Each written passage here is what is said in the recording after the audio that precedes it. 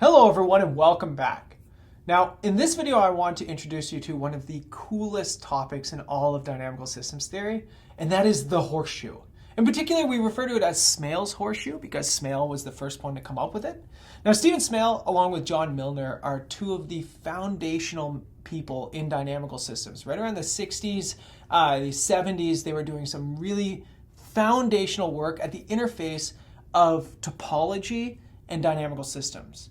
And the reason for this is because what we were trying to do at the time is we were trying to understand chaos, right? We were seeing fractals, we were seeing Lorenz's chaotic attractor, we were seeing ergodic systems, right? And they're tracing out all these beautiful complex shapes. And so topologists had to step in and really sort of help us to sort these things out.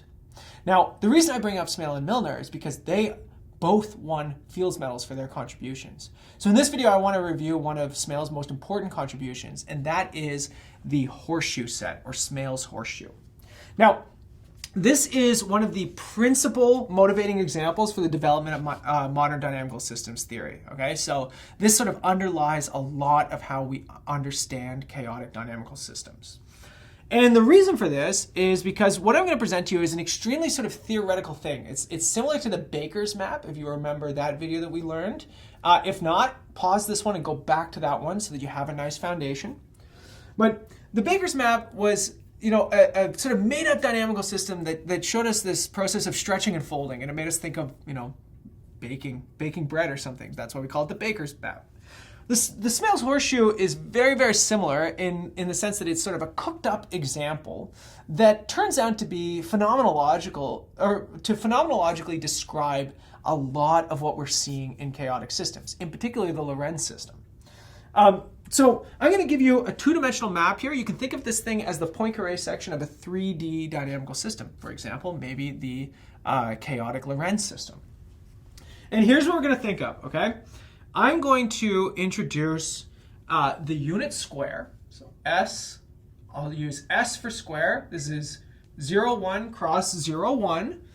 And I'm going to think about a map from S into R2. And really what I'm interested in, so again, I'm going to build this map. I'm not going to actually just write down what the map is. We're going to do a sort of exercise with our minds to imagine a process, okay? And so this process is such that f of s intersected with s, it has consists of two components, okay?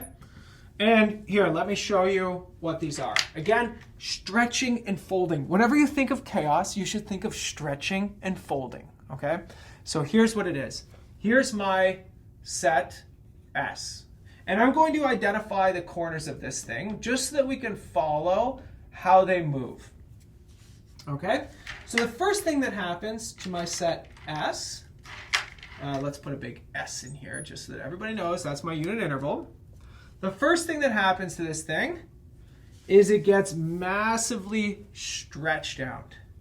Stretching and folding. Okay, so here's A, B, and here's C, D.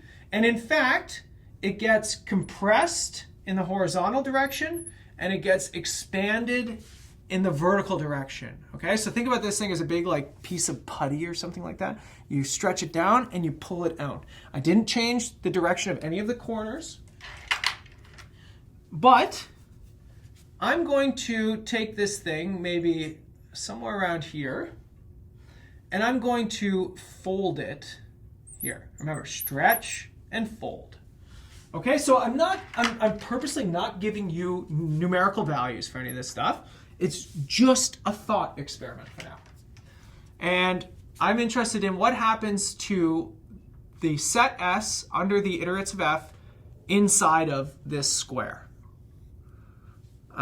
So here's my set S again. I'm going to take this thing, I'm going to bend it into a big horseshoe and stamp it across.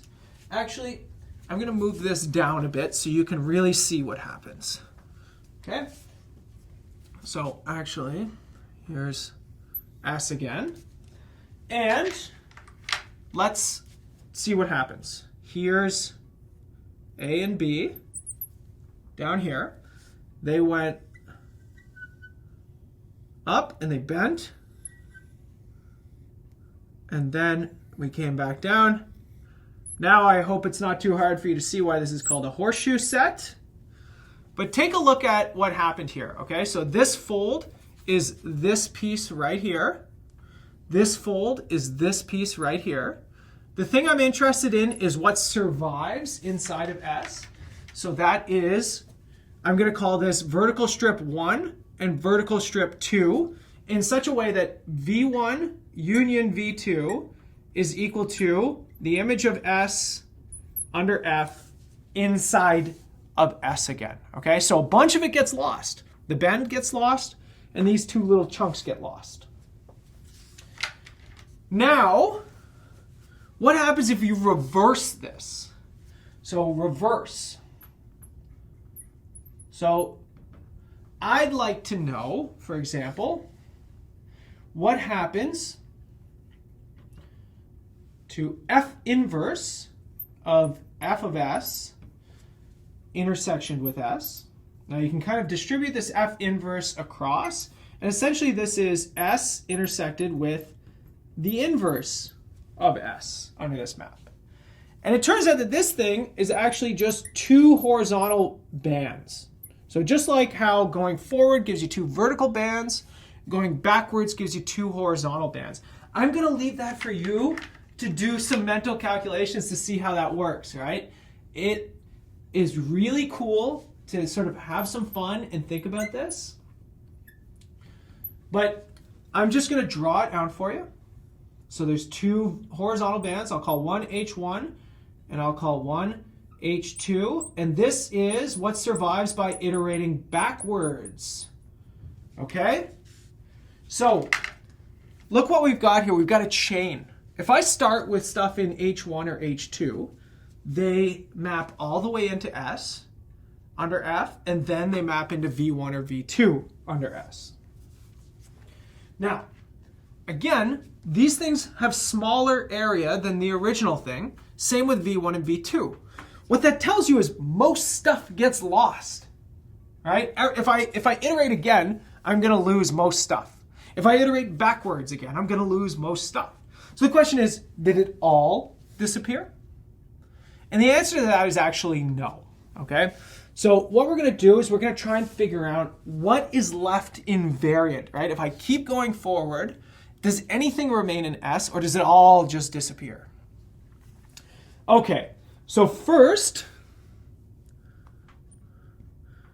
by construction, F of H1 is equal to V1, and F of H2 is equal to V2. They get crushed down. And here's H1. Here's H1. Here's H2. I think I labeled them backwards. The top one should be H2. The bottom one should be H1. Right? They get stretched. They get squished, stretched, and then they wind up in V1 and V2. So by construction, this is what I have. And then you can ask yourself what maps into H1 and H2. So actually smaller strips wind up in H1 and H2. So it turns out that this becomes a little bit ugly to draw. Just a second.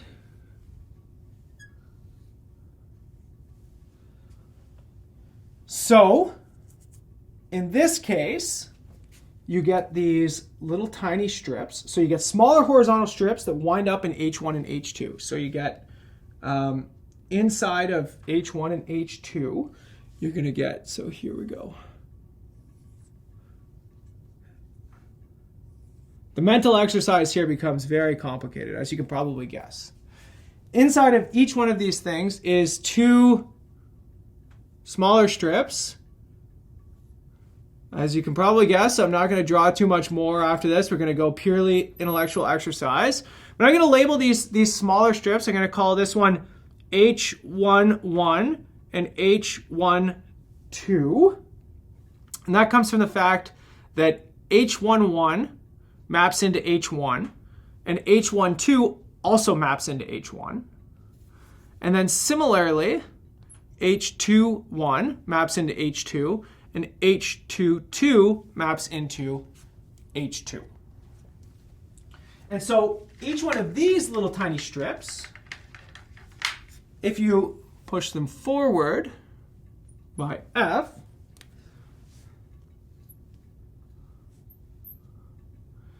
they wind up in H12, but they wind up as little tiny squares inside.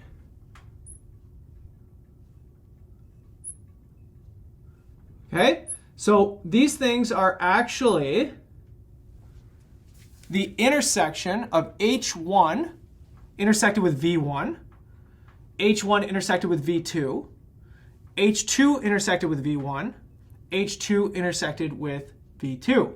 So now what I've done is I've gone 2 steps backwards to get into V1 and V2. Okay? Remember, these things are really small. They're smaller than the original strips because I mostly lose everything, right, whenever I go through this. And so what happens to these things is that if I apply F again, they go into V1 and V2, but they go in as the mini strips again, just like what happened with the horizontal case. So I get, V1 and V2, but each one of these little squares turns into 2 smaller strips inside. So, this is where it's going to get really ugly, right? V11, V12.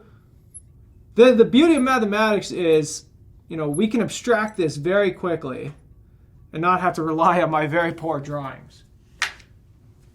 But what I want you to notice here is that you get 4 vertical strips, and they're going to be like this. Vij is equal to F applied to itself twice of the corresponding horizontal strip.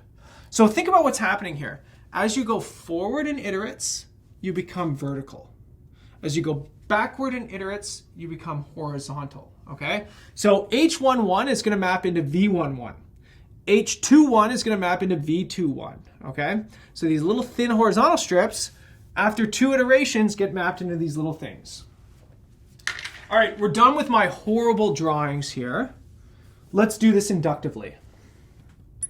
So inductively. Right, because after only 2 iterations, we're left with these little tiny strips that are inside here.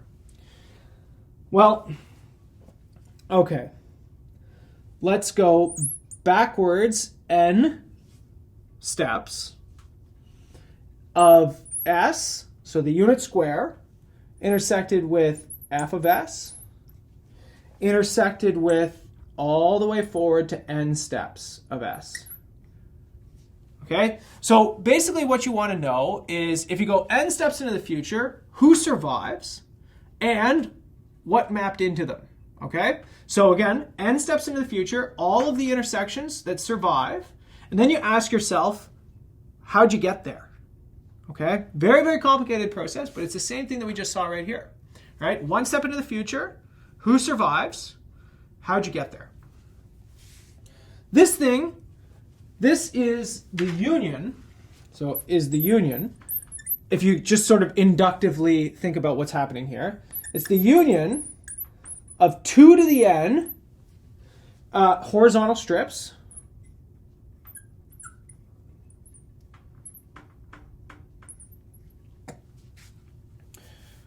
whose first n minus 1 iterates are in H1 union H2, right? Just by construction. So eventually, if you push forward n minus 1 times, you wind up in H1 and H2, and then you push forward again, you wind up in V1 and V2. So think about what's happening here. You're sort of fragmenting out these strips more and more. So you took 2 big wide things, and then inside of those, put 2 smaller things. Then in each side of inside of each of those two smaller things, you put 4. So I don't have enough hands to do this anymore, right? But you just keep layering it up. This should sound familiar. This is a Cantor set, right? It's the same process that we arrived at when we did the Baker's map. So this tells us that okay, so let's put it over here for a second. The forward images under Fn are similar, the backward images, pardon me. I got excited. I went a little bit too far. Advanced here. So in this case, the intersection of all of these strips, so it implies that the intersection as n goes to infinity, so going all the way backwards and asking yourself what goes all the way forward, forms a Cantor set. A Cantor set. Remember, we defined what a Cantor set is in the Baker's map video, of horizontal strips. So I'm going to call that 0, 1 cross C. This is basically what we got with the Baker's map. Okay? So you can think of the Baker's map as being the forward version of this thing. But you can do this going backwards as well, or you're going the opposite direction, so reversing the minuses on all of these things. And this is what I was starting to write down that I was excited about. But the forward images under Fn, sorry, so I'm going to try and squeeze this in because I don't want to have to write too much more. The forward images under Fn are similar. They are going to be vertical Cantor sets. So it's going to be the Cantor set. Again, you're sort of segmenting off, all of these on the horizontal axis, and then you get these vertically extended pieces in the same way that you got horizontally extended pieces that were segmented off on the vertical axis. And so the question is, if you take all of the forward and all of the backwards together, what do you get? Well, so we typically let lambda equal to the intersection of horizontal and vertical sets, which is itself a Cantor set. So this is going to be, C cross C is a Cantor set. It's a 2D Cantor set. And this is the intersection of everything that survives going forward and everything that survives going backwards. Okay? And so what's left here is like squares of dust, essentially, right? So sometimes people actually call this Cantor's dust because it's a 2D Cantor set. But again, play this image in your mind, okay? We have the vertical and the horizontal components, and we took the intersections of these, you got squares. Then whenever you doubled these up, whenever you had double horizontals and double verticals, you should get squares within squares. Then double that up again. You get squares within squares within squares. Double it up again. Squares within squares within squares within squares. Right? It's like a Sierpinski carpet that's coming out of this thing. And what's left is a whole bunch of isolated points that are little tiny dust inside of each one of these squares. That's what the horseshoe set is. So we generated it by building this sort of horseshoe here. But in this case, you're left with a two-dimensional Cantor set. Okay? It's very, very complicated. I understand that. But it turns out that there's symbolic dynamics on this thing. And I'm just going to squeeze it in here because I don't have much more to say. But there's symbolic dynamics. So you can assign things by infinite sequences, okay? So they go backwards and forwards. And to indicate, sort of where the middle of the sequence is, we put like a decimal, a dot, a 0, a 1, right? So we've learned symbolic dynamics before. And such that the negative indices are indicated by the fact that, say, I'll give them a 1 if you wind up in H1. So f of minus n of x is in H1. And you'll give it a 2 if you go forward, or sorry, you go backwards into H2. Okay, so there's a sequence of 1s and 2s. And similarly, the positive indices are going to be 1 if you wind up in V1. And they're going to be 2 if you wind up in V2. Now, based on these symbolic dynamics, based on what we've learned about symbolic dynamics before, you can easily construct periodic sequences, right? Just any sequence that repeats itself. And in this case, it's a bi-infinite sequence, right? I've got to repeat myself backwards and I've got to repeat myself forwards. You can also see that you can get a dense orbit, right? We've already sort of constructed one, just put all the possible sequences together and line them up and then do the same thing backwards. So, by definition, basically, this thing is chaotic, right? By the definition of a chaotic system, you can easily prove using these symbolic dynamics that this thing is chaotic. In the same way that we did this with the Baker's map. Only difference is the Baker's map doesn't go backwards, right? It just goes forwards. The Horseshoe map is essentially the same fundamental process, just going, allowing you to go backwards or forwards. It's called a diffeomorphism, right? It preserves going backward and forward. And again, it's a purely theoretical mapping, but we find versions of it showing up all throughout dynamical systems. In particular, if you have a homoclinic orbit in higher dimensions, so in 3 or more dimensions, typically you'll get horseshoe chaos. So I've referred to this whenever we talked about the Lorenz system before. The Lorenz chaos comes from a homoclinic bifurcation. That homoclinic orbit gives birth to a horseshoe set. Horseshoes are chaotic. Okay, so there's all kinds of beautiful properties. Another thing with this that really motivated Smale to look at it is it's what's called a hyperbolic attractor. Okay. So what that means is you can perturb this system, right? So I don't have to bend exactly where I bent it. I could move it up or down. I could compress more or compress less, stretch more, stretch less, right? I'm still going to generate basically the same Cantor set, right? It might not have the same points, but they can be mapped together in a one-to-one correspondence.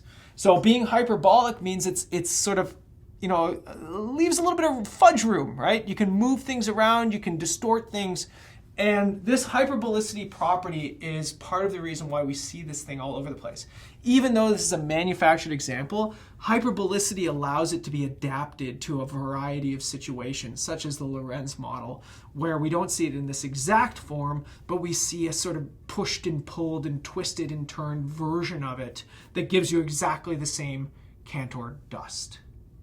Okay, that's a high-level overview of a very complicated subject that sort of lies at the intersection of sort of classic topology and dynamical systems, right? There's two areas that sort of grew together throughout the 60s where people were trying to understand fractals and chaos and all of these things that we know and that we love if you're still watching this lecture series. So I hope you enjoyed it. I'll see you all in the next video, everybody.